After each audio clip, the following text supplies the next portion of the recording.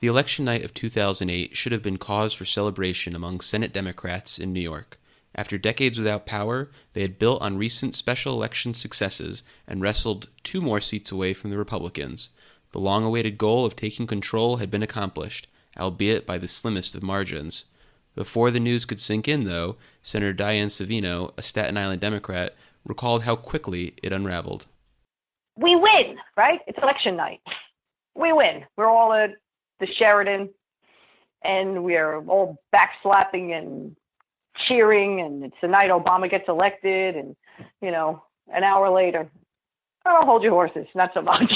And it was within days, I think, we found out that the four Amigos, had gotten together and they had a list of demands, that they were not going to support the Democratic majority.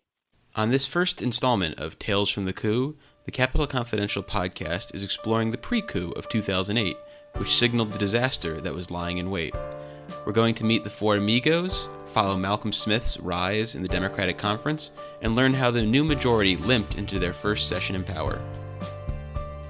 As soon as Democrats won power, they began to fragment. And Pedro Espada was a political grifter. So a lot of the insane things that happened actually happened before we ever got up there in January to take over. We stood on principles of reform and change, and we still stand on those principles.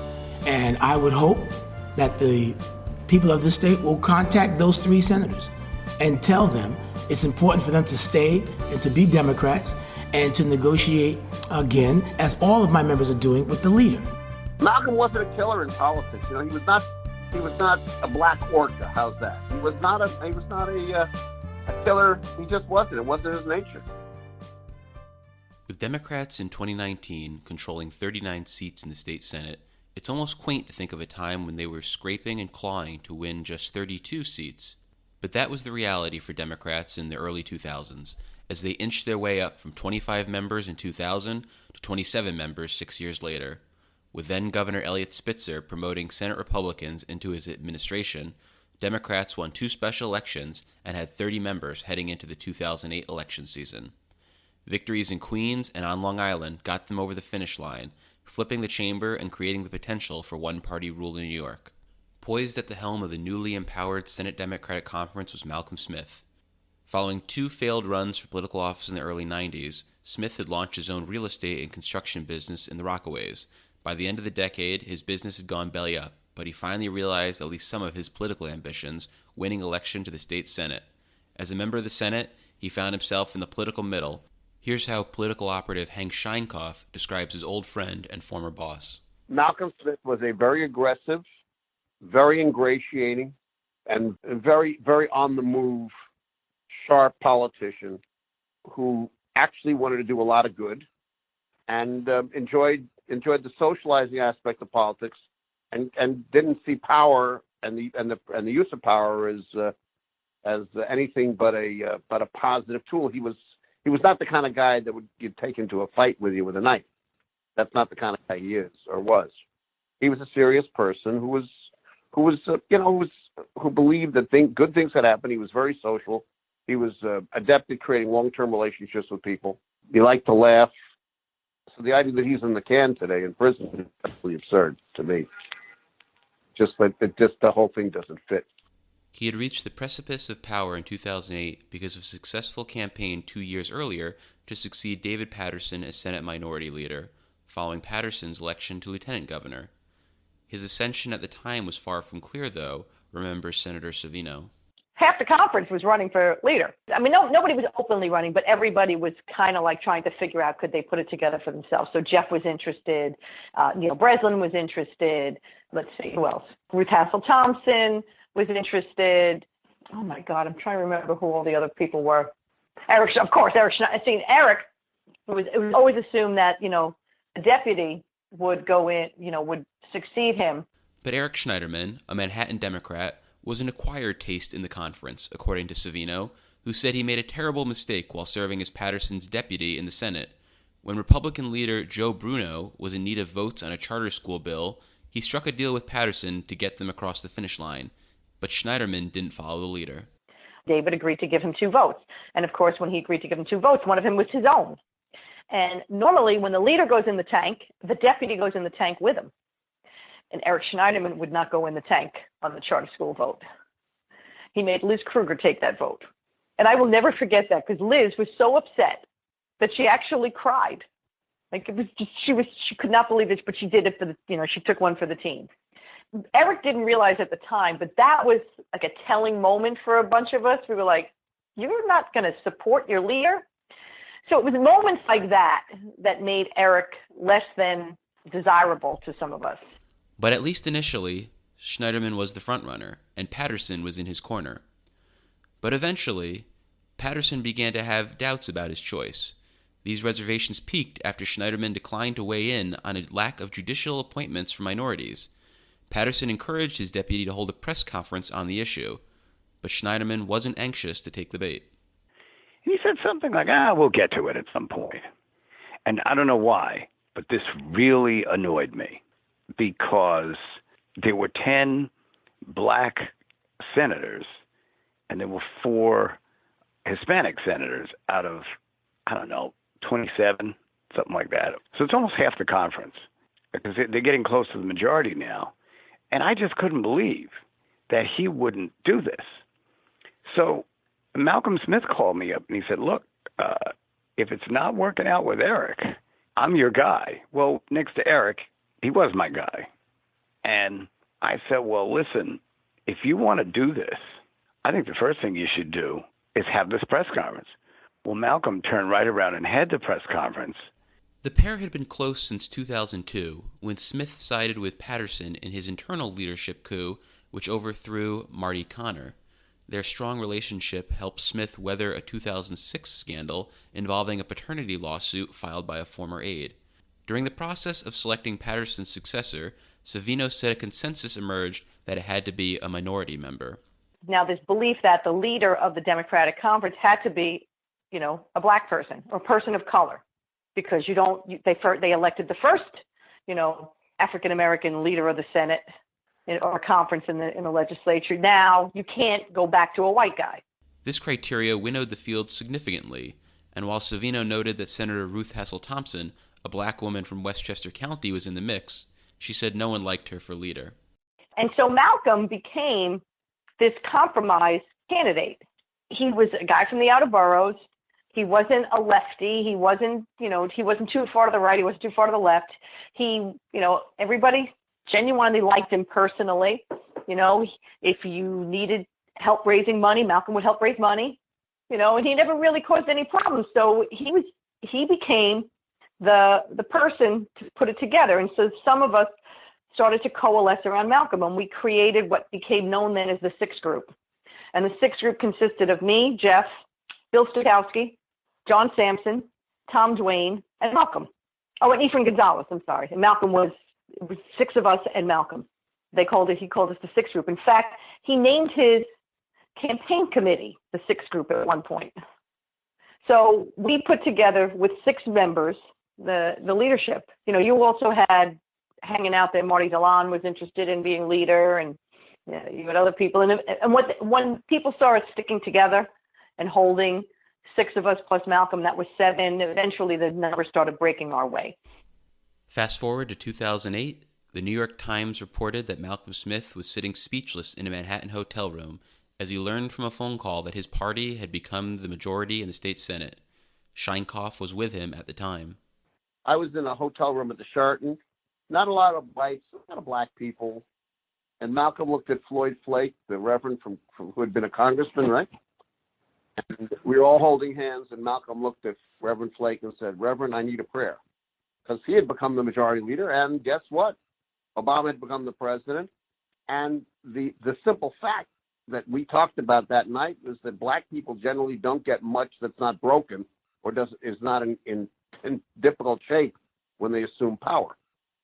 If he was praying for a smooth transition, his prayers were not answered. Despite having a numerical majority, New York Times reporter Nick Confessore said the Democrats were not unified.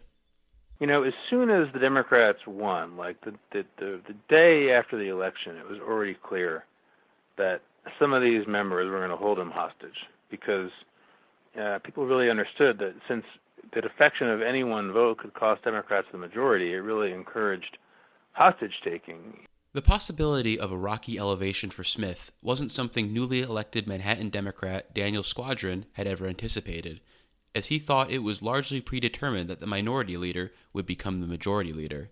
But Squadron quickly got an inkling of the problem that would plague the conference while Smith was whipping votes after the election. Malcolm took different groups of newly elected out to like little dinners, a couple, and so mine was with a Montserrat. And Malcolm, of course, ordered his steak well done, very well done. That was his preferred type of steak. And we had this kind of dinner and chatted. Afterwards, Hiram and I were in the front, sort of the vestibule, and a moment without Malcolm or his team who had joined the dinner. And he said, you know, I think I'm going to be doing this thing. Do you want to join? And I looked at him and I said, you're not seriously. He said, yeah, you know, in Puerto Rico, I was talking to Carl and Diaz and Pedro, and I think we're going to do it. You should join us. And I just kind of laughed like it was a joke. And then lo and behold, like the next day, he announced he was doing it. Before the plans became widely known, Austin Shafran, who served as the Senate Democratic Conference's communication director in 2009, said the scheming almost leaked out accidentally. There was a day that we were up in Albany. It was post-November. It was after the election. It was actually after Thanksgiving, where members were first starting to meet and talk about potential leadership, committee chairmanship positions, and mapping out what the new majority would be like. It was a session that the members come and meet very informally in conference, and the new leadership has their discussions both broadly with the whole conference and one-on-one with members. And everything seemed to go fine during the day. And I remember, sitting in the Senate Majority Leader's office toward the end of the day, a few hours after the conference had begun, and I got a call from a reporter, expecting it to be some follow-up on what happened, who's angling for what committee chairmanship. And I was told by the reporter, who will remain nameless, that reporter had received an accidental call on that reporter's cell phone. But that reporter told me that they got a call on their cell phone in which they overheard one of the four members to which you had referred talking about the organizing around the Senate Majority Leader, the incoming Senate Majority Leader, Malcolm Smith, and the potential to hold him and the conference hostage until they got the committee chairmanships and the perks of power that they so desired, and how they thought he was going to be a very weak and hobbled leader going into it, and that they could basically negotiate for whatever they wanted, because without that block of four, there wasn't going to be a majority. And if they didn't get what they want, no one was going to get the Democratic Senate majority that was, duly elected by the people a few weeks prior. The reporter was decent enough and ethical enough not to run with that story, but I just remembered thinking at that point how rough a ride it's going to be. 2 months before day one, there was already intense plotting on how to hijack the Senate majority, so a handful of members could achieve the power grab that they so aspired to. 4 Senate Democrats, who would eventually wear the moniker of the Four Amigos, decided to leverage their power in this moment to get first dibs on the newfound spoils of the Senate majority. For Pedro Espada Jr., a willingness to cross party lines was nothing new, as he had abandoned the Democrats in 2002 during his first stint in the state Senate. At the time, the New York Post reported that the Bronx Democrat blamed his conference for failing to deliver for Hispanics. But his critics and Capitol observers say Espada has only ever been motivated by power and his own idiosyncrasies. Reporter Nick Confessore described Espada as a grifter and a chameleon. So I did a long Pedro Espada profile during this period for the Times, and then I did a sidebar of all the times he had run for office.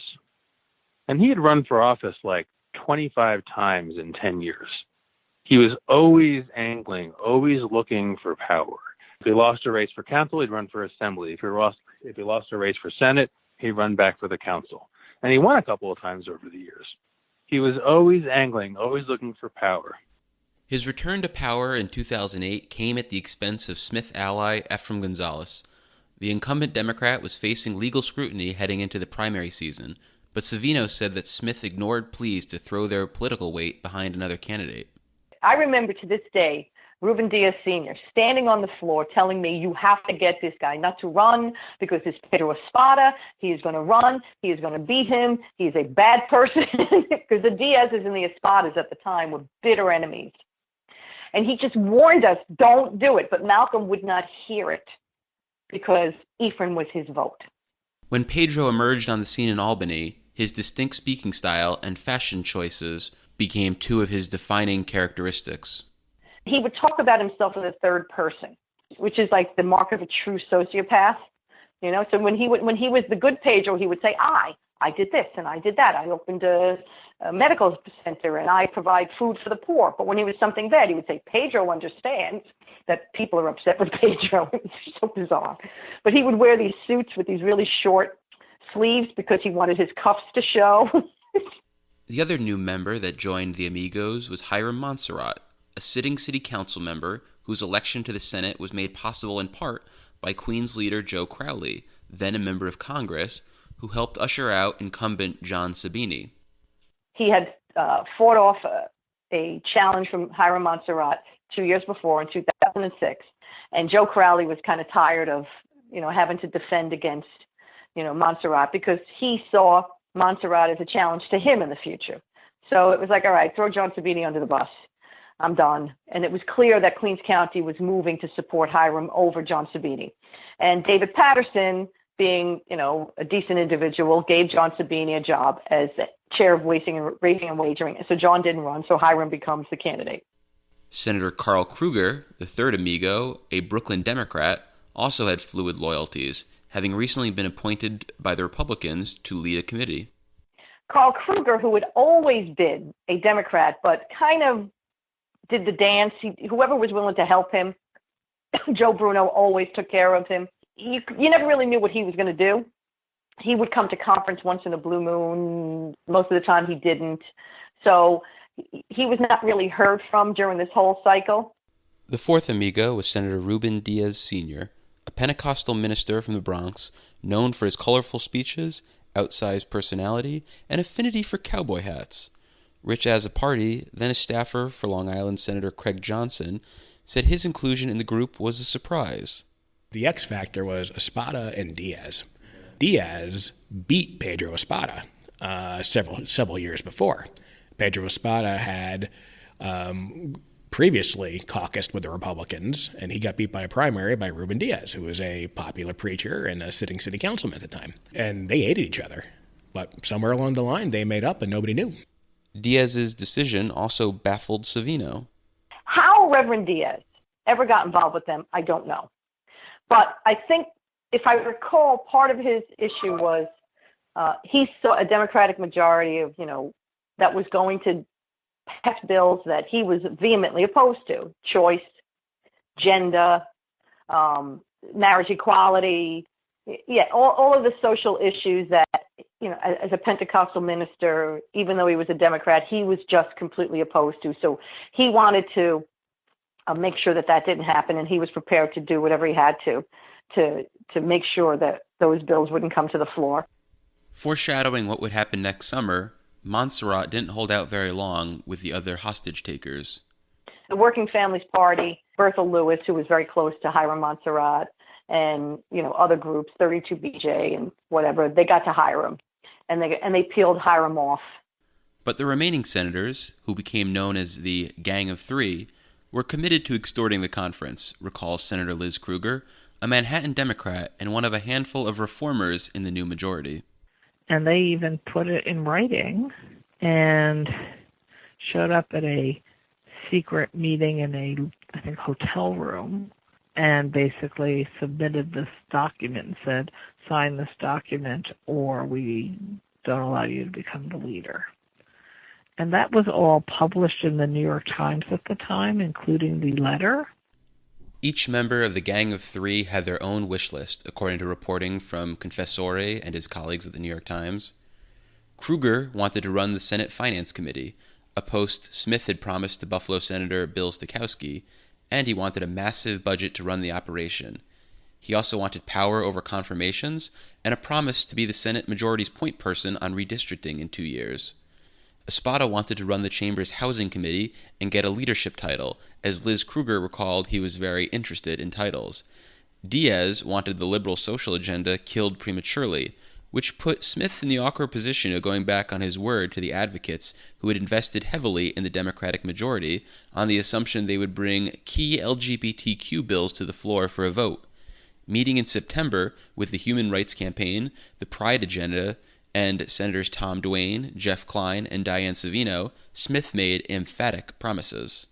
And I remember we're sitting there at the table, and I remember Malcolm slammed his hand down on the table, and he said, it's going to be the first bill we do in January. First bill. And so there we are now.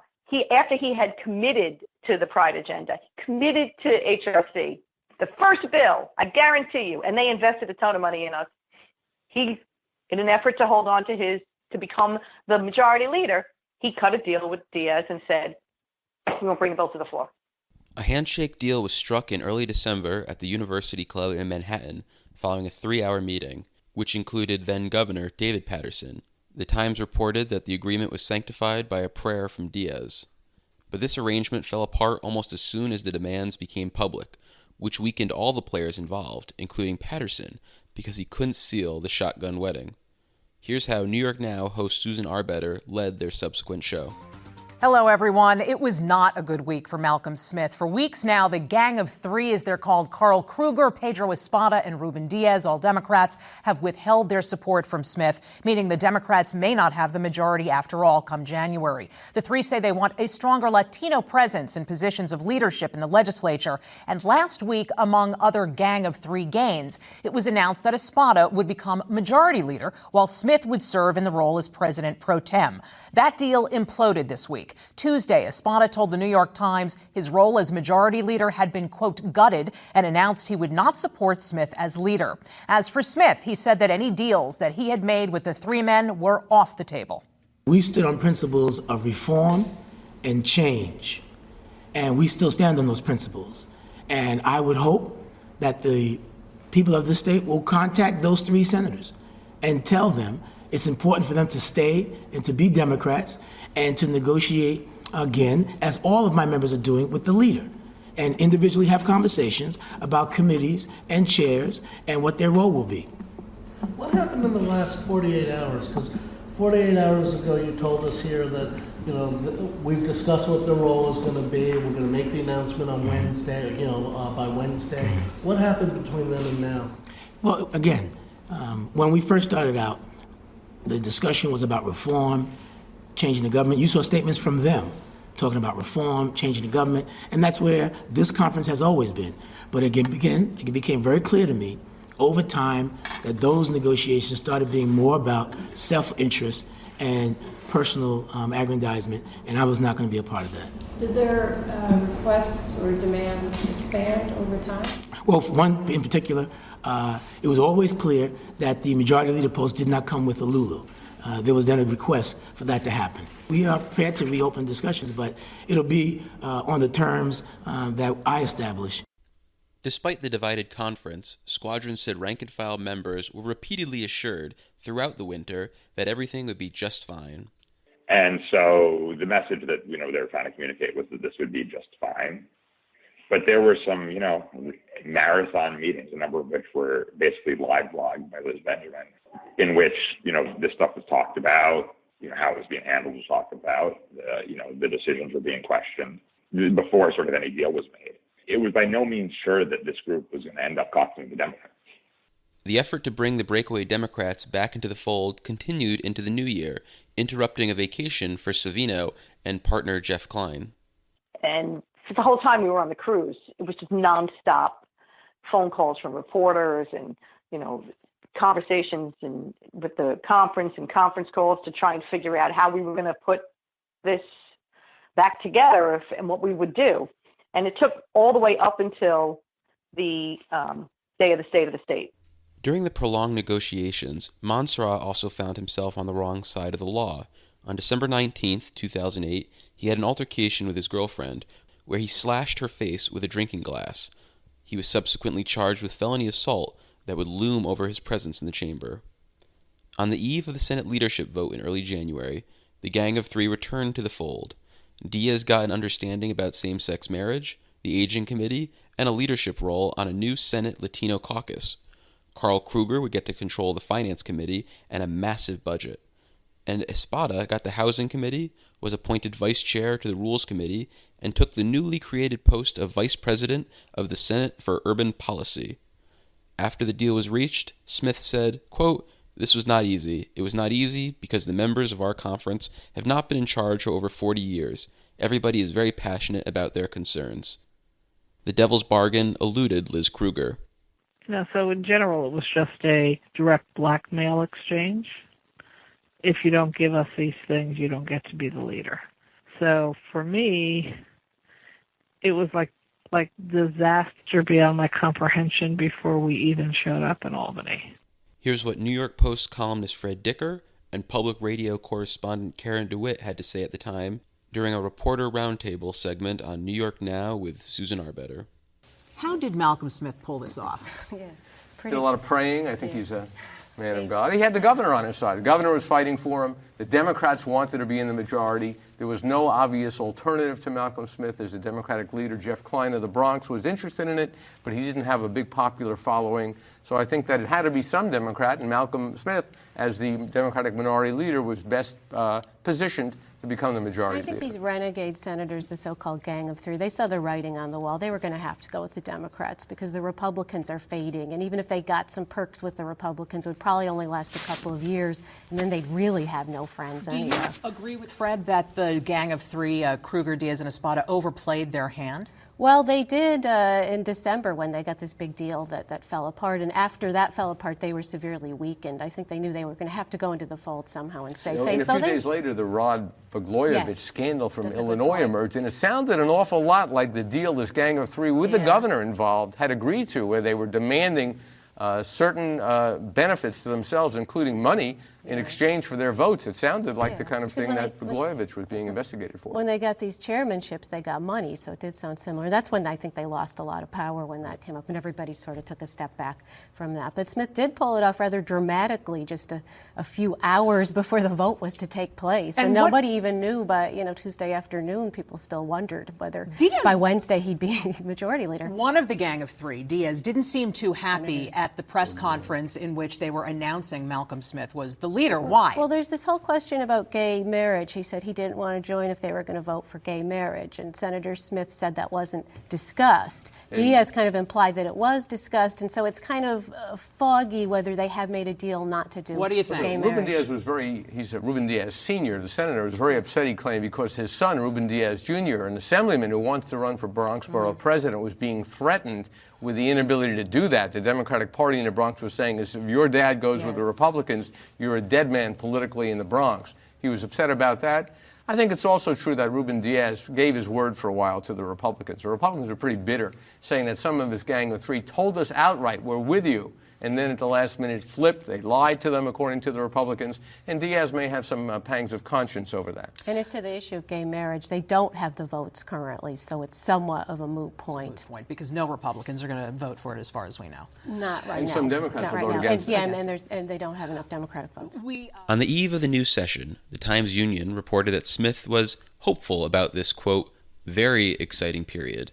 But he also asked New Yorkers to be patient as Senate Democrats ascended to leadership. Quote, give us time, he said. It took us 40 years to get here. We want to make sure we get this right. The optimistic outlook was misplaced, according to Savino. So walking in the door, we were crippled. We were kneecapped from day one.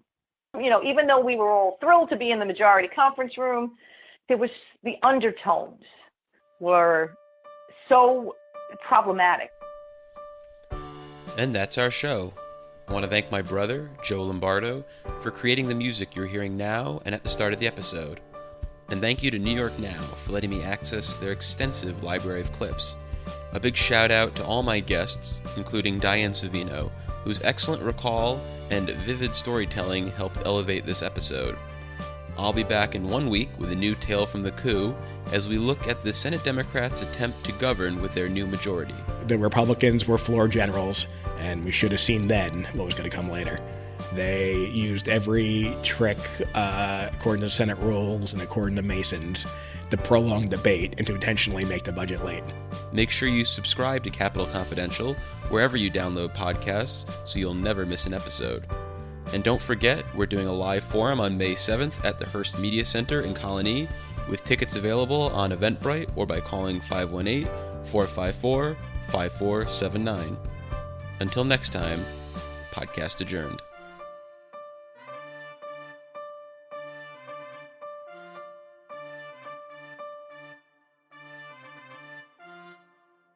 Is there anything else I should have asked you? Not that I can think of, although, I may need to have a drink now, David. I'm having flashbacks. Post-traumatic Senate disorder.